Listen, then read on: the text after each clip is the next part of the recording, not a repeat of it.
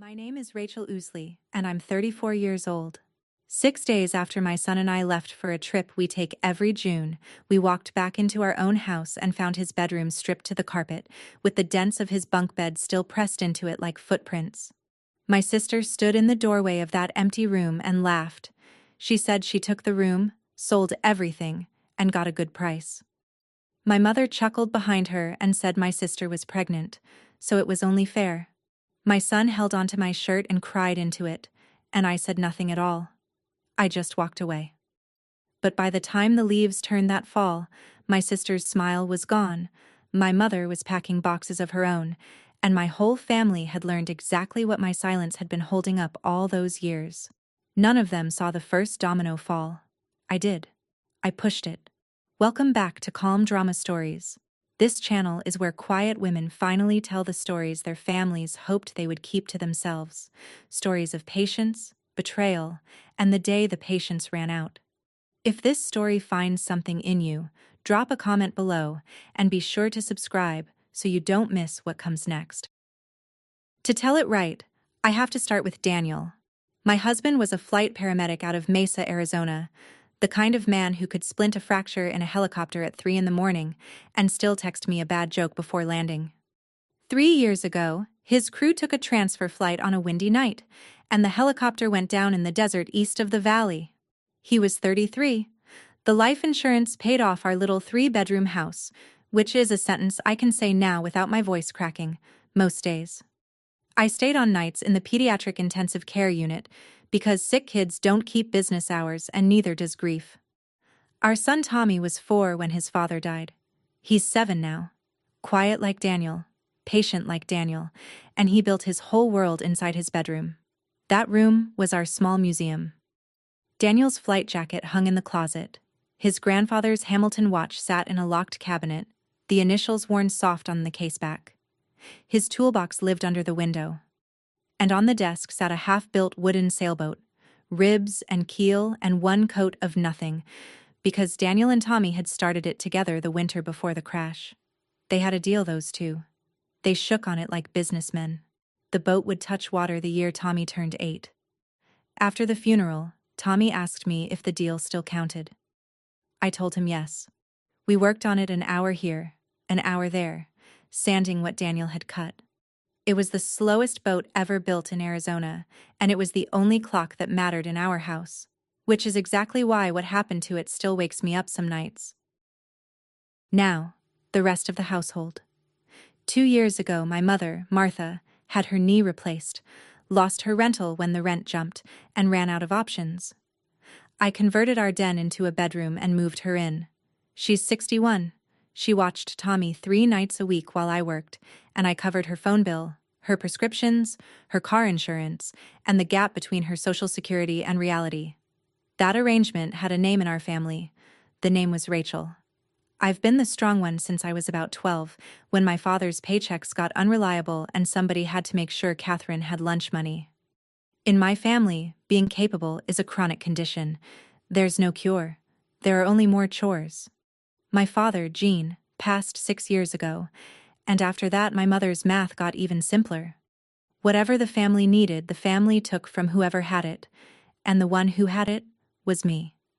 I want to be fair to her, because fair matters to me in a way it never mattered to them. She wasn't cruel. She never raised her hand.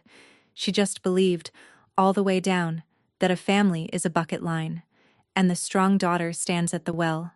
For more than 20 years, I passed every bucket they handed me.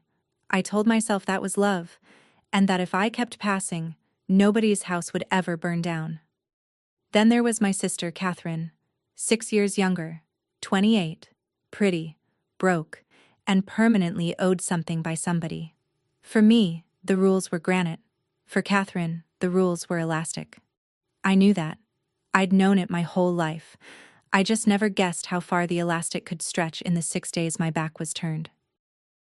2 months before our trip, Catherine's boyfriend Kyle found out about the pregnancy and left the state, and the apartment in Tempe went with him, since the lease and most of the rent had been his. Catherine landed on my porch with a duffel bag and an opening offer. "Just a few weeks, Rachel. Just until the baby comes." I said no. I want that on the record because people love to ask why I didn't see this coming. I saw it coming. In this house, a few weeks is a unit of forever. I had 3 bedrooms and 3 people, and I had a 7-year-old whose entire sense of safety was nailed to one room. So I said no, and I paid the first month on a studio for her near Fiesta Mall instead, and my mother didn't speak to me at dinner for a week. "Your sister is family," she finally said, like she was correcting my grammar. I did more than say no.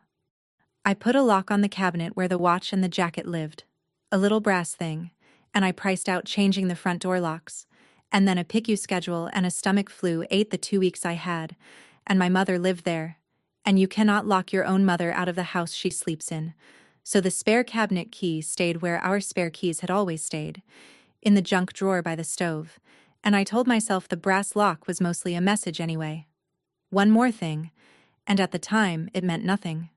Catherine started liking half the listings on our neighborhood marketplace page: strollers, cribs, dressers, and I thought, good, she's nesting on a budget.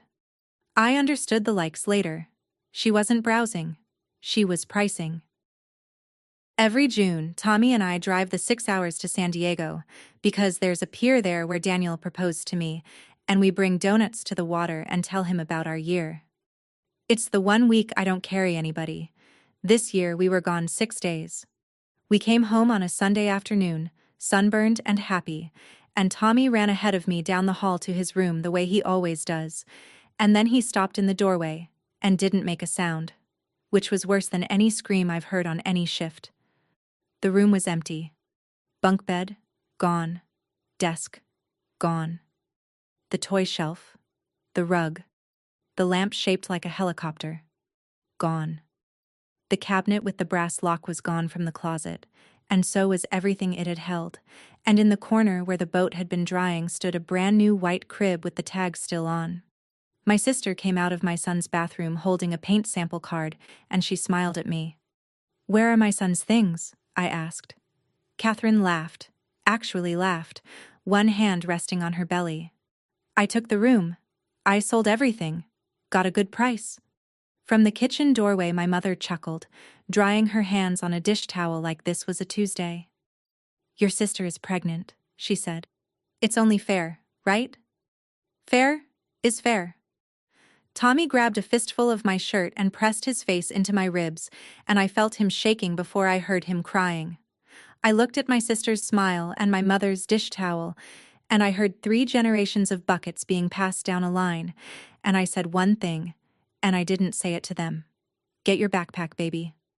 Then I took my son's hand and walked out of my own house. My mother watched me go with no worry at all on her face. She thought my silence meant yes. She had a lifetime of evidence. She was wrong by one night. We went next door. Lauren Reyes has been my neighbor for 8 years and my friend for 7.5 of them, a school counselor with a guest room and the good sense not to fill silence with talk. She made Tommy grilled cheese and put on a nature show, and he watched whales with wet eyes and asked me questions in a small flat voice, going down the list of his life. Is my bike gone? Is my helicopter lamp gone? Are my dad's tools gone? I answered honestly because he'd just watched 2 adults lie with their whole faces, and he needed one who wouldn't. Then he got to the end of his list. He looked up at me and said, "We weren't done building it." That was the whole sentence. He said it dry-eyed, flat, like a fact he was checking, and then he turned back to the whales, and I went into Lauren's kitchen and held onto the counter for a while. After he fell asleep, I sat up and did what I do at work when a shift goes wrong. I ran the list again, slowly, item by item, the way you count meds at the end of a night. And partway through the list I stopped, because I hit a detail with edges on it. The cabinet had a lock, a small brass lock, and I had the only key on my ring, nearly 400 miles away in San Diego, which meant somebody had gone through the junk drawer by the stove, found the spare, and opened that cabinet on purpose. This wasn't a pregnant woman clearing space in a hurry. Somebody had stood in front of my husband's things, used a key, and made a decision. I slept 3 hours. Then I went home to ask my questions. Monday morning, I walked back across the yard and into my kitchen, and I tried it the family way, once, because I needed to know exactly who I was dealing with before I decided what to do about it. I kept my voice level, the one I use with frightened parents. I said I wanted two things: a list of every buyer and whatever money was left, so I could start buying my son's life back. Catherine looked at me like I'd asked her to return a borrowed sweater. It was kid furniture, Rachel. Half of it was junk. Honestly, you should thank me for decluttering. I asked about the jacket, the watch, the toolbox, the boat. She shrugged. Old man stuff, she said. Dead people don't need storage. My mother came in on the second half of that sentence and started smoothing it over the way other people sweep glass, briskly, without looking down. She had a solution, she announced. Tommy could sleep on the sofa until the baby settled. Children adapt. And someday the cousins would laugh about this. I looked at the two of them arranging my son's childhood like furniture, and I asked my one real question. How much, Kathy? She blinked. What? How much did you get for all of it? She did some math in the air, proud of it. Like 900? Maybe a little more. And it's spent, before you ask. Car seat, stroller, the crib. Babies aren't free. I nodded, and I wrote the number on the whiteboard of my mind the way I log vitals. Time-stamped. Exact. $900. Then I told my sister to take her crib and be out of my house by dinner. And she went. To the studio across town she'd been calling homelessness, with my mother trailing her to the car saying this wasn't over. They watched me nod and thought they'd won, because nodding quietly is what I've always done. They had no idea what I do with numbers. That night, with Tommy asleep in Lauren's guest room again, I opened my laptop and went to my sister's marketplace profile. And there it all was, my son's bedroom, laid out under her smiling profile photo like a garage sale nobody asked me about. 14 listings. Bunk bed, $120. Kid's desk, $45. Boy's bike, $60. A tablet I'd bought him for school, $90. Vintage pilot jacket, $60. And in the photo you could still see the squadron patch Daniel's crew gave him. Old man's watch, $75. Runs fine. $75. For a Hamilton with his great-grandfather's initials on the case back. I didn't throw the laptop. I did what I do at 2 a.m. when a monitor starts alarming. I got methodical. Screenshot, save, next. Screenshot, save, next. Every listing, every timestamp, every chirpy little description she'd typed while I was standing on a pier telling my dead husband our year had been gentle. Then I pulled the folder I never wanted to need, the insurance inventory I'd made after Daniel died, when the adjuster had me photograph and value everything of his. Photos, serial numbers, the watch appraisal. I matched 14 listings against my own records like reconciling a med count, and I built a folder on my desktop and named it Tommy's Room, all caps. It was almost peaceful, in an awful way. It felt like the first true thing anyone had done in that house in a week. And then, at the bottom of her profile, I found the 15th listing, grayed out and marked sold, and my hands went still on the keys. The photo was taken at an angle, on our porch. Unfinished wood boat.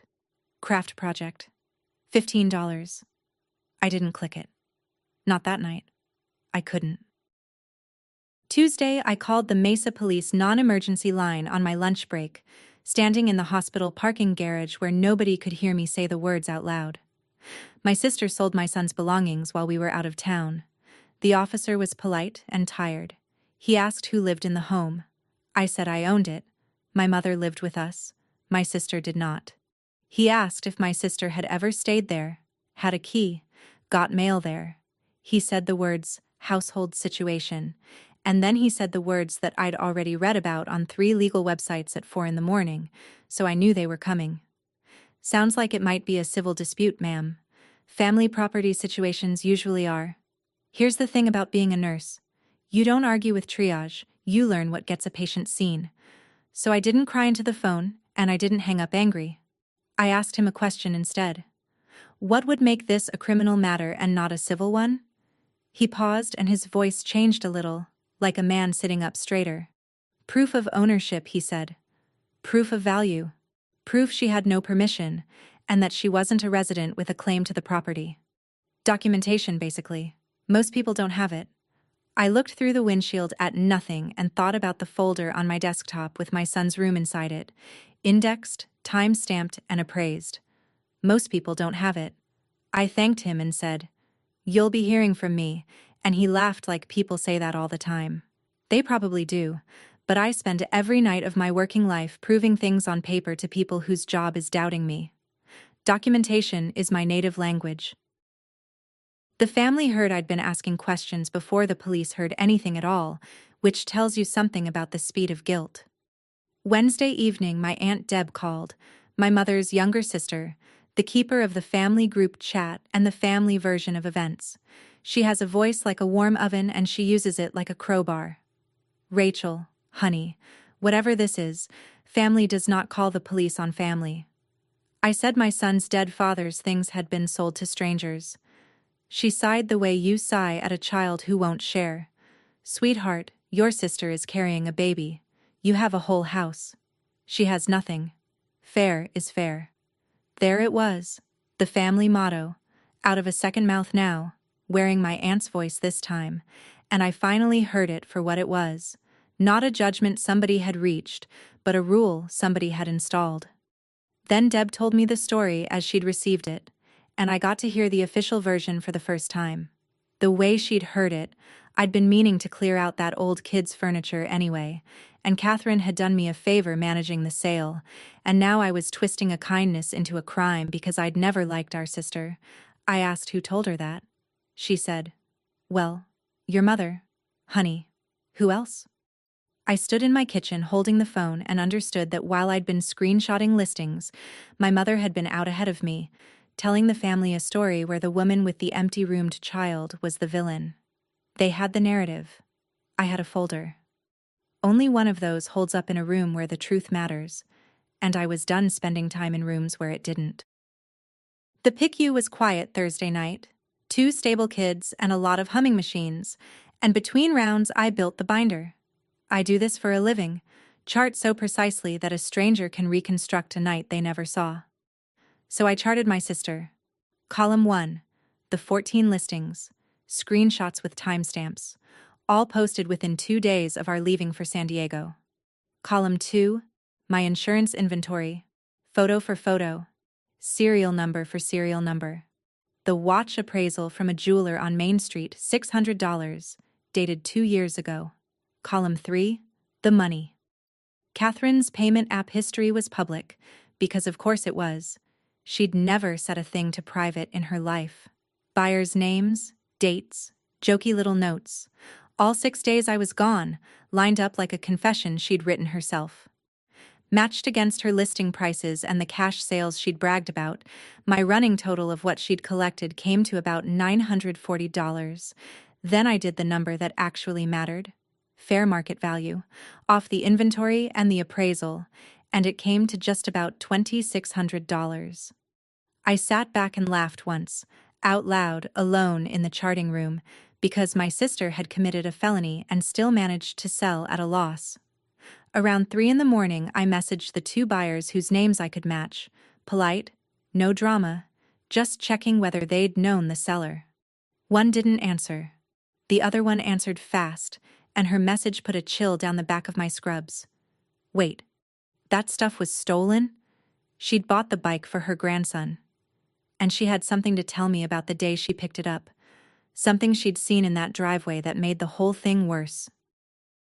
What the bike buyer had seen was an older man standing in my driveway with Daniel's toolbox in his arms, asking my sister whose tools these had been, and my sister answering, "Nobody's." That word did something to me that all 14 listings hadn't quite done. Nobody's. The buyer gave me the man's name from the pickup thread, Walt Peterson, and I called him that Friday. Retired machinist, East Mesa, paid $40 for the toolbox. I got half my story out before he stopped me. He said, "I'll be there in 20 minutes.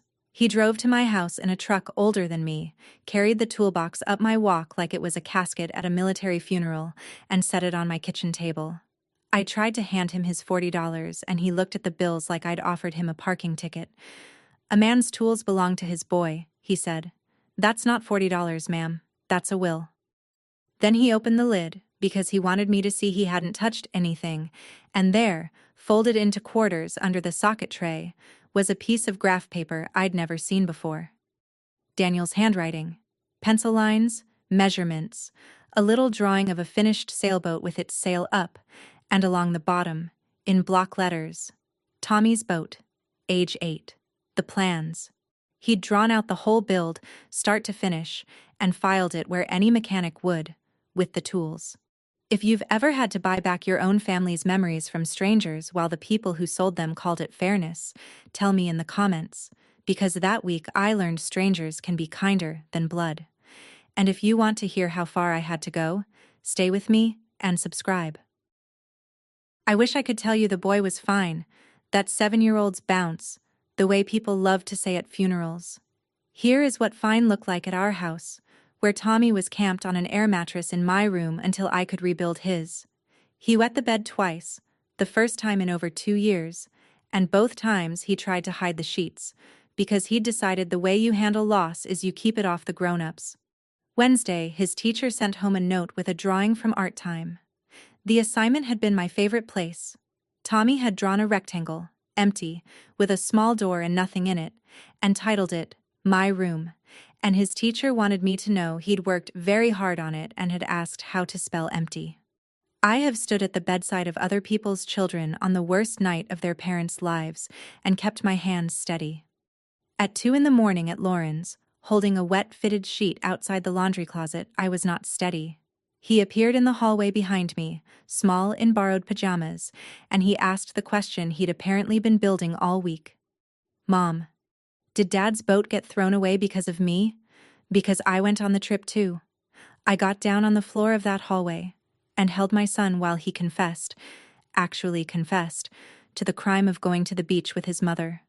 That was the night the last of my hesitation died. You can call the quiet thing I'd been doing gathering evidence. Fine. But some part of me had still been gathering it the way you hold a card you hope you'll never play. Tommy thought this was his fault. My family had done that math in his head, so I stopped hoping. Saturday morning, early, coffee going cold beside the laptop, I finally clicked the 15th listing. Unfinished woodboat, craft project, $15, sold. The photo had been taken on our front porch, taken carelessly, half the frame eaten by glare off the storm door, and the boat sat in the middle of it looking exactly like what it was, ribs and keel and hope. 11 months of Saturdays, a dead man's promise, half kept. We weren't done building it. I heard Tommy's voice say it again while I stared, and I made myself read every word of that listing twice. No buyer name, paid cash, porch pickup while I was gone. No profile to message, no thread to pull. The only clue in the whole photograph sat in the corner of the frame, reflected in the glass of the storm door, the tail end of a pickup truck parked at our curb, a faded copper color, an old tow mirror on the side. That was it. That was everything. A $15 boat and a copper-colored truck, somewhere in a metro area of 5 million people. I printed the photo anyway and put it in the front pocket of the binder, first thing you'd see when you opened it. Then I did something I hadn't done in 3 years. I talked to Daniel out loud in an empty kitchen. I told him what his daughter-in-law of a sister had done, which he already knew, and what his mother-in-law had blessed, which he'd predicted once, gently, and I'd defended her. And then I made him and myself one promise, and I said it like a care plan, because that's how I keep promises. I will find every buyer, every single one, and then I'm filing the report. Monday morning, 8 o'clock, the Mesa Police Records lobby opened. I was going to be the first appointment of the week. The records lobby smelled like burnt coffee and floor wax, and I stood at the window in my scrubs because I'd come straight off shift. And maybe that helped. I'll never know. What I know is that the desk officer flipped through my binder for a minute, then picked up a phone, and 20 minutes later, I was across a table from Detective Marisol Alvarez, Property Crimes, A woman about 10 years older than me with reading glasses pushed up in her hair. She went through the binder without a word for a long time, the kind of quiet that means someone is actually reading. Then she tapped the page and asked the questions that decide everything. Did your sister live in the home? No, and I could show the studio lease I'd co-signed across town. Did she have permission? Any version of it? No. Whose name is on the house? Mine. Who owned the items? My son and my late husband's estate, and the inventory and appraisal in front of her said so with serial numbers. She sat back. People think family theft isn't theft, she said. It's theft. What you have here is called conversion. She controlled property that wasn't hers and sold it. She walked her pen down my valuation page, $2,600 fair market, and said quietly that the numbers mattered, that past $1,000 this was already a felony, and past $2,000 the felony class went up, and I watched her write a case number on the cover of my folder like a doctor signing an admission. You chart like this at work? She asked. Every night, I said. She almost smiled. Then she warned me, and she was kind about it, but she didn't soften it. I'll be inviting your sister in for an interview. Doors like this. Once you knock, you can't unknock. I told her I'd stop believing in that particular door anyway. Catherine got the detective's phone call on a Thursday, and my family found out what I'd done in under an hour, which, again, guilt travels faster than fiber. My mother didn't yell. Yelling would have meant treating me like a person she was fighting with. Instead, the house went cold and administrative, and she started speaking to me in memos. After everything I have done for you, delivered to the coffee maker. I raised both of you better than this, delivered to the dishwasher. And then Friday. The actual move. The one my whole life had taught her would work. She stood in the hallway in her robe and announced that she could not possibly watch Tommy anymore, not for a daughter who treats family like criminals, and she went into her room and closed the door softly, because slammed doors are for amateurs. Understand what that meant in real money and real hours. 3 nights a week. My mother was my childcare, my whole schedule, my night differential, the shape of my job, all of it stood on her being home. So I went in Monday and asked for day shift, and my manager was human about it, and the transfer cost me the differential, about $400 a month, gone. Lauren took school pickups without being asked twice. I redid my budget at the kitchen table like a woman diffusing her own life, and I remember thinking, almost calmly, so this is the bill. This is what the last bucket costs. Turns out my safety net had terms and conditions, and the fine print was written in my mother's handwriting. That weekend, Catherine texted me for the first time since the empty room. No apology. She wanted to talk. Alone. I said fine, and braced for anything except what she actually said. We met at a coffee place on Southern because I wasn't having her in my house, and she showed up glowing with grievance, and for 45 minutes my sister explained the world to me. You have to understand how it looks from her side, she said. I have a whole house, a career, a kid who has everything. She has nobody.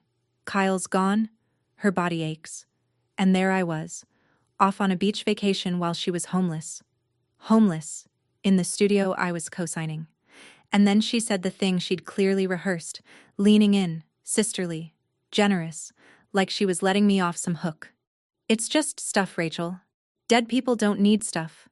Living babies do. I want you to notice something I noticed right there in that booth. She wasn't lying. That's what took me years to understand about my family. Catherine genuinely, all the way down to the studs, could not see a difference between need and right. All her life, the family had one law. Whoever needs it most gets it, and she'd been appointed neediest at birth. So the law had always ruled in her favor. She hadn't robbed my son, in her mind. She'd executed a policy. I put my coffee down and asked her one thing. The watch had his great-grandfather's initials on the back, I said. What were yours? She stared at me.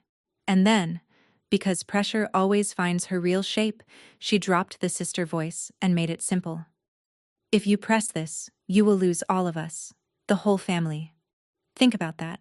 I did think about it, right there, while she watched me and rubbed her belly like a judge polishing a gavel. She thought it was a threat. She never understood it was an offer. Alvarez called me on a Tuesday afternoon, courteous and exact. The interview had gone about how interviews go when someone believes they're untouchable. My sister had explained, on the record, that she'd sold the items and spent the money, but that it wasn't stealing because it was family. The case file with that interview in it was going to the county attorney with a recommendation to charge theft by conversion. A week later, Catherine was served a summons, and my phone became a weather event. Cousins I hadn't heard from since Daniel's funeral suddenly had strong opinions about loyalty. 2 texts stood out of the pile, one from a cousin in Tucson, quietly, for what it's worth. She did the same thing to Grandma's sewing machine. Nobody said anything then either. And one from my Aunt Deb, all bold sincerity, an invitation. Sunday dinner, her house, the whole family. We are going to talk this out like family, bring Tommy. I told her not yet, and I could hear through the phone how much that answer wasn't in her script. That same evening, my mother made her last stand at the stove, stirring a pot she had no plans to share, and said, without turning around, "Drop it, Rachel. The county, the lawyers, all of it. She's your sister." She made one mistake. Fair is, and I left the kitchen. I want to be honest about that. I didn't stay for the end of the sentence. 34 years old, and it was the first time in my life I ever walked out of the room while my mother was still correcting me. My hands shook for 10 minutes afterward in my own bedroom, like I'd jumped off something high. Then the shaking stopped, and something else didn't start. And I realized the something else was dread, and it just wasn't there anymore. The dinner would come for me eventually, I knew that. First, there was a form waiting for my signature. The form was the victim statement, and Friday morning I went in to face it. Alvarez laid it on the table in a small interview room and told me plainly what it was and wasn't. This makes you the complaining witness, formally, on paper. The county decides the charges, not you. Later, if you want to ask for leniency, you can ask. They listen to victims. But you can't make this disappear once it's in the system. Take your time. I didn't need time to remember. I needed time to cross. I wrote out the facts I knew by heart: dates, items, values, the locked cabinet, the spare key, the porch photo, and then my pen stopped over the signature line, and I'm not going to pretend it didn't. I sat there and watched my whole quiet life go by, every fire I'd smothered so the family could stay warm, every time keeping the peace had been assigned to me like a shift nobody else would take. I thought, if I sign this, I am no longer the strong one. I'm the difficult one. There's no road back to the old seat at the old table. And then I thought about a rectangle drawn in crayon with a small door and nothing in it, and how hard my son had worked to spell empty. I signed it. Alvarez took the form without ceremony, which I was grateful for. On my way across the parking lot, I passed a car I knew, my Aunt Deb's sedan, parked in the visitor row, with Catherine in the passenger seat being coached through her sunglasses. The family machine, rolling. They'd lawyered up as a block. Good, I thought, and the word surprised me with how clean it felt. Let everyone bring their whole strength. I was done being the only one holding back. While the county did county things, I spent my weekends knocking on strangers' doors, buying back my son's life at retail. The woman who'd bought the Hamilton listened to the whole story on her doorstep with her hand over her mouth, then went inside and came back with the watch, and would only take the $75 she'd paid. It ran fine, just like the listing promised. There was a new scratch across the crystal. Thin, diagonal, the kind you feel with a thumbnail forever. I chose to keep it. Some records should stay legible. The flight jacket had gone to a collector who knew exactly what squadron patches mean and gave it back for his $60. Embarrassed to have it. And it came home smelling like somebody else's cigarettes. Which is its own kind of grief. Your husband's jacket coming back from a war it never should have been sent to. Tommy tried it on anyway. It swallowed him to the knees. It still smells wrong, he said, and wore it through dinner. The bunk bed and the desk, I lost. The buyer was polite and immovable. A deal's a deal, and he was legally right, and I wasn't going to become my sister about it, taking things because my need felt loud. The bike was 3 owners gone. The tablet, wiped and vanished. I kept a tally sheet on the refrigerator. Column of found, column of gone, and Tommy checked it every morning like a kid checking a fever chart. And one line stayed blank all through those weeks. The only line he actually asked about. No copper-colored truck, no boat. 62 days since the porch photo, and the trail was worse than cold. It had never existed. And then, on a Wednesday afternoon, I came home early from day shift and found my sister's car parked in my driveway. Catherine's car, my driveway, a Wednesday. I walked in and found my mother holding the front door open while my sister came down the hall carrying one of my bath towels full of something, and my mother said, "Calm as a crossing guard.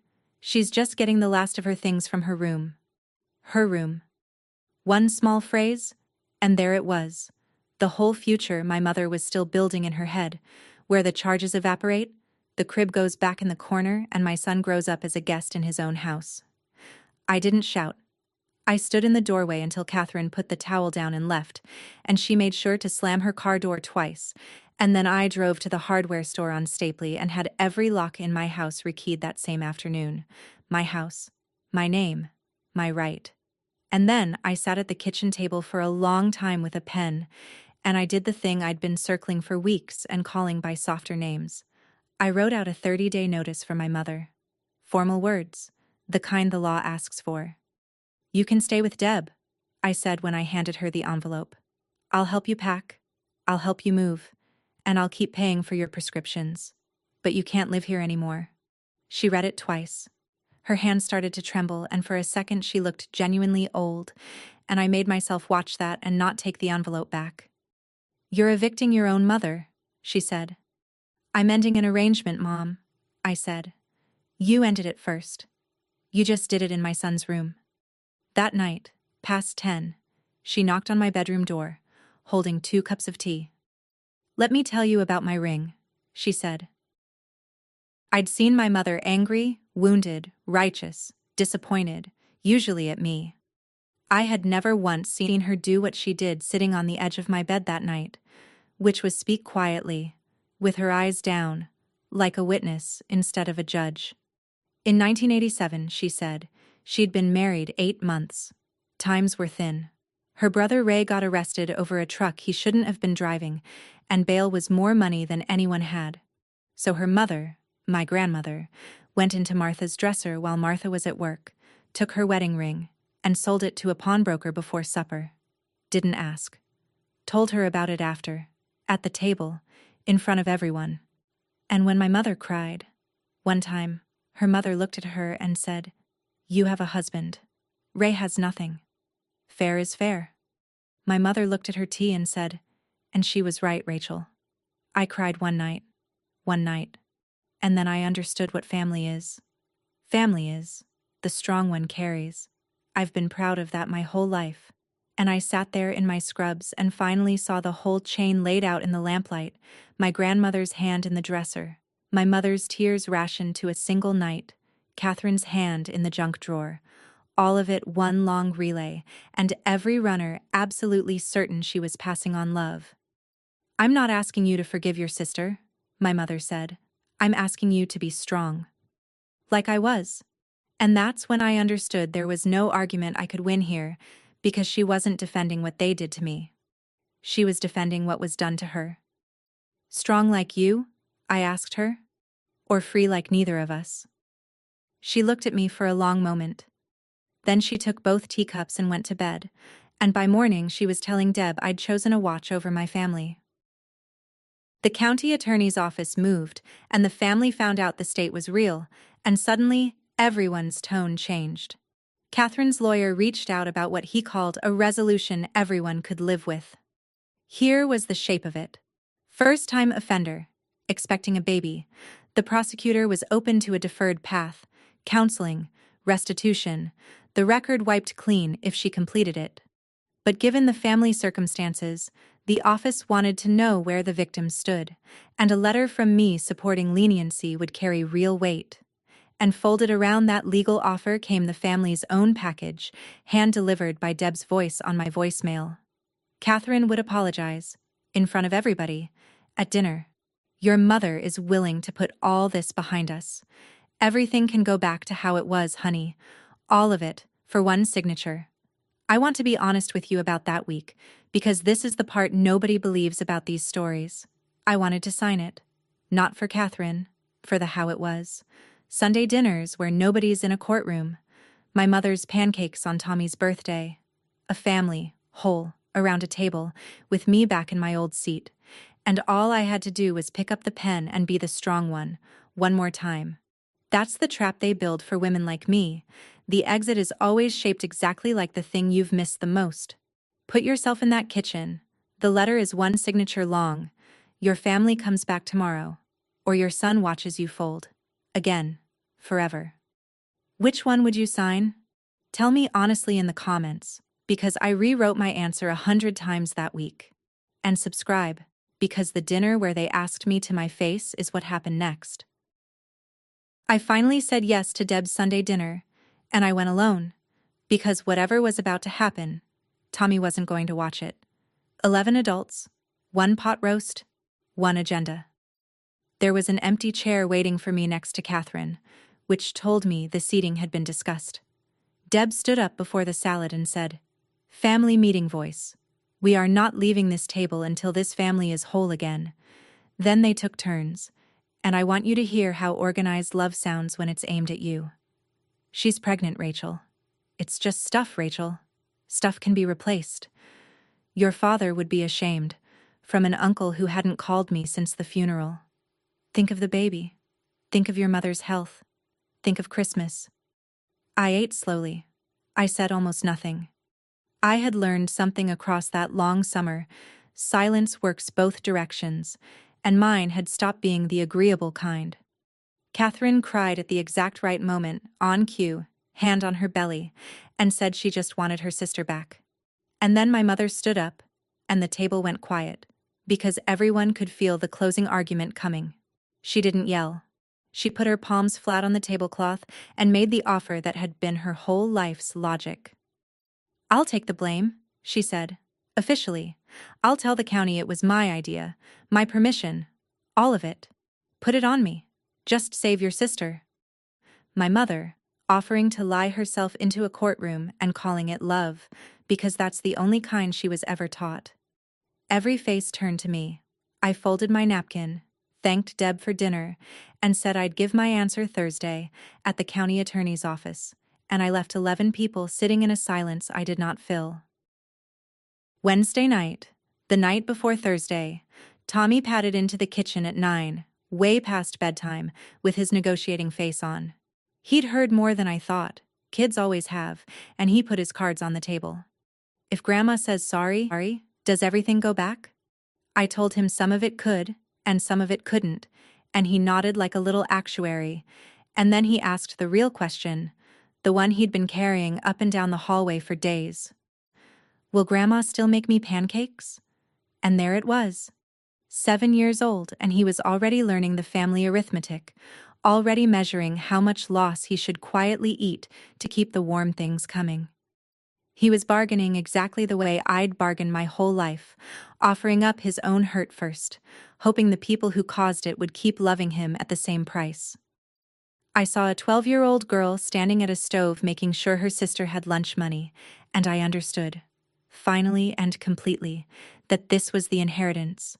This was the thing being handed down in my family, wrapped as love. And I was the one holding it now, deciding whether to pass it to him. I told him the truth. I don't know about pancakes, baby, but nobody gets to take your things and call it fair. Not ever again, and you will never have to earn what's already yours.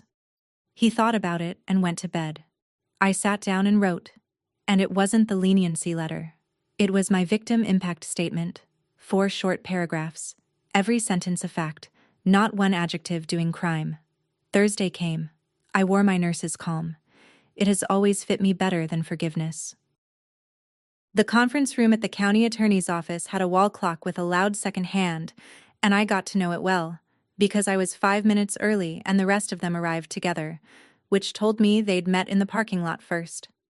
The deputy county attorney sat at the head, a tidy man with kind, quick eyes. Catherine's lawyer set out his folders. Catherine sat across from me, pale. No smile anywhere on her now, and through the interior window I could see my mother in the hallway chairs, hands around her purse strap like a rosary, with Deb beside her. On the table were 2 stacks of paper, and the geometry of them was the whole meeting. On his side, the resolution, deferred prosecution, counseling, restitution, contingent, as her lawyer kept almost singing, on the victim's support, and the letter itself, printed, flagged with a yellow tab where my signature would go. On my side, nothing yet, just my hands, and the envelope I'd carried in. Her lawyer talked for a while, and he was good, honestly. He said the words fresh start and healing and no winners here today. He said family twice a sentence. 1 signature, he said, sliding the letter across the table to me, and this family heals. The deputy county attorney looked at me and asked, gently, if I understood what was being proposed, and said the office took victims' wishes seriously in cases like this, and that there was no wrong answer. The second hand went around the clock once while I looked at the yellow tab. Nobody in that room knew what was in my envelope. My whole family was on the other side of a piece of glass, and for the first time in my life, so was I. I moved the leniency letter aside, squared, unsigned, and set my envelope down in its place. No, I said. That's my answer, and I'd like it noted that it comes with no anger attached. Then I opened the envelope and laid out what I'd brought, my victim impact statement, and the refrigerator tally, found and gone, in my own handwriting. I'm not here for a pound of flesh, I told the deputy county attorney. I'm here for the record. I don't need my sister in a cell, and I'm not asking you to make an example of a pregnant first offender. I'm asking for exactly 3 things. The truth, stated in a courtroom, in her own voice. Restitution, all $2,600 of it, at whatever monthly rate she can honestly manage. And a condition that she has no contact with my son unless I am present. What I will not do is sign a letter that calls this a misunderstanding. It was a decision, made with a key, over 6 days. Her lawyer started to talk and thought better of it. Catherine stared at me, and I watched her run out of scripts in real time, the sister card, the baby card, the family card. All of them face up on the table already, all of them spent. They brought my mother in then, her last play, and she stood behind Catherine's chair and looked at me the way you look at weather. Rachel, she said, fair is fair, and after 34 years that sentence finally came to the right address. You're right, Mom, I said. Fair is fair. That's why I'm not signing. The room was very quiet. The deputy slid me a different form, the one acknowledging the victim declined to support diversion, and I signed my name for the second time that summer in ink that doesn't come out. Catherine said, low and shaking, "You're not my sister anymore." My mother said nothing at all, which from her was a scream. I gathered my envelope, thanked the deputy for his time, and walked out of that building lighter and poorer than I had ever been in my life, both at once. And I want you to know the elevator down felt like a boat leaving a harbor.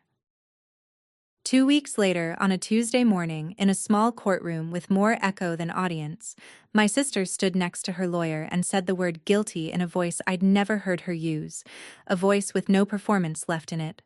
The plea her lawyer negotiated was, by any honest measure, merciful. Theft, entered as a Class 6 felony, the kind Arizona lets a judge later reduce to a misdemeanor if she completes everything. 3 years of probation, counseling, and restitution. $2,600, payable at $75 a month, plus the no-contact condition I'd asked for. Tommy, only with me present. No jail. I never wanted jail. The judge asked whether the victim wished to be heard, and I stood up in my clean clothes and my nurse's calm and read my statement. 4 short paragraphs. What was taken. What it had been worth on paper, and what it had been worth at 2 a.m. to a boy who talks to his father's jacket. What a locked cabinet and a borrowed key mean about intent. And one sentence at the end I'd rewritten more times than the rest combined. I'm not here for a pound of flesh. I'm here for the record. Because my son will someday ask what his mother did, and the record is my answer. Nobody gasped. Real courtrooms don't gasp. The judge thanked me, accepted the plea, set the terms, and moved to the next case. And that ordinariness was its own kind of justice. My family's private law, the one where need beats ownership and the strong one eats the loss, overruled in 4 unglamorous minutes by the actual kind. Catherine kept her eyes on the table, both hands around her belly, and the smile from the empty room was nowhere in that building. I didn't stay to watch her cry. The record didn't need my eyes on it. My mother moved out right on the 30-day line, and I kept every promise I'd made in that envelope on the kitchen table. I packed boxes beside her for 2 days, carefully, her wedding china in double newspaper, and I carried them to Deb's spare room myself, and I set up her pill organizer on Deb's windowsill the way she likes it. Sunday on the left. That's the part people don't understand about boundaries. I didn't stop taking care of my mother. I stopped paying for the privilege of being robbed by her. At the door, with the last box in my arms, she tried one final time, quietly, no audience left to play to. Someday, you'll need family, Rachel, she said, and there will be no one. I stood there holding her china and heard the sentence underneath the sentence, the one she'd been told at a kitchen table in 1987 and had spent her whole life obeying. Then I'll be no one's inventory either, Mom, I said, and I put her box in Deb's hallway, and I hugged her, because she is my mother, and she is also the first casualty of the thing she did to me, and both of those are true, at once. Then I drove home to my own house, where every lock answered to one key, mine. The quiet that night was enormous. Tommy asked if we were sad. I said yes, and that sad was allowed, and we made pancakes anyway. Ours were better.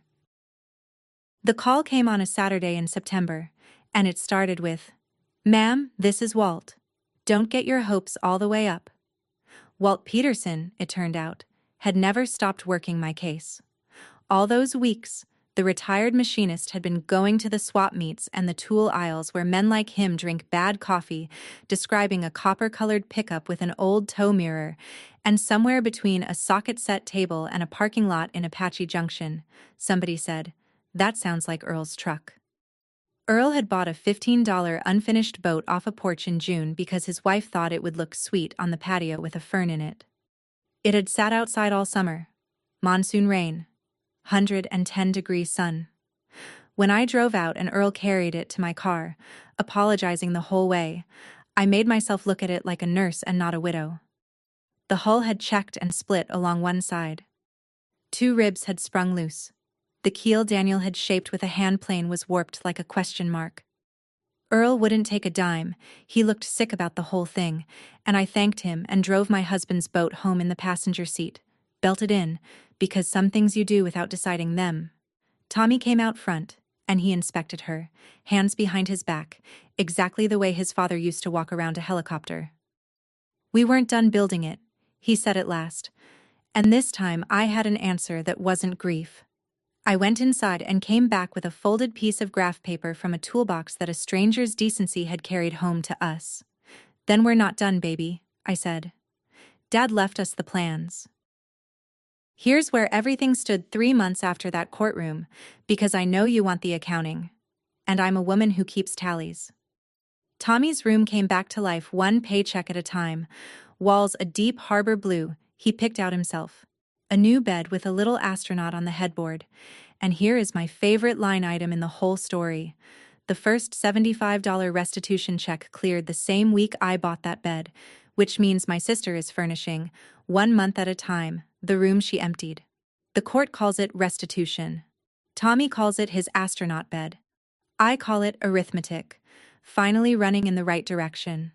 The flight jacket hangs in his closet again, 3 washes in, down to mostly sunshine and a ghost of someone else's smoke. The Hamilton sits on his dresser, running fine, scratch and all. I never had the crystal polished. Some records should stay legible. And on the first Saturday in October, on Tommy's 8th birthday, at the lake park off Power Road, a small wooden sailboat touched water for the first time. New ribs, new planking, and 3 boards from the original hull that were still true, because we rebuilt her from Daniel's penciled plans, his cuts and our cuts holding each other up. And she sat the water like she'd been waiting for it, and my son laughed with his whole body, and I let myself hear the promised land, 3 years late and right on time. Catherine had her baby in late October, a girl. I mailed a box of diapers to Deb's address. No note, because my quarrel was never with a baby, and a boundary doesn't have to be a wall with glass on top. She still tells anyone who'll listen that I destroyed the family over furniture. My mother still lives at Deb's, still believes what 1987 taught her, still tells the story with herself as the reasonable one. I hear the family repeats it at dinners I'm not at. Fair is fair, passed around that table like gravy. The chain didn't break everywhere. It just doesn't run through my house anymore. Sundays now, it's 2 plates. 3, when Lauren wanders over with something she pretends is leftover, and nobody at my table has ever once told my son what he does or doesn't need. He sleeps through the night again. Took a while. Took the room coming back. Board by board. Check by check. My mother taught me fair is fair, and she was right. She just never expected me to do the math. And the boat? Turns out we weren't done building. We were just done building with them. Here is the one thing I know now that I didn't know in June. A family that only calls you strong while you're carrying them will call you cruel the day you set the weight down. And setting it down in front of your child may be the most loving thing your hands ever do. That's my story. 1 empty room, 14 screenshots, 2 signatures I can never take back, and a little wooden boat that finally touched water. If someone in your family calls it fair when they take from your child, protect the record. And the child, first. Share this with someone who needs the reminder. Drop a comment with your story. Hit subscribe. And I'll see you in the next one.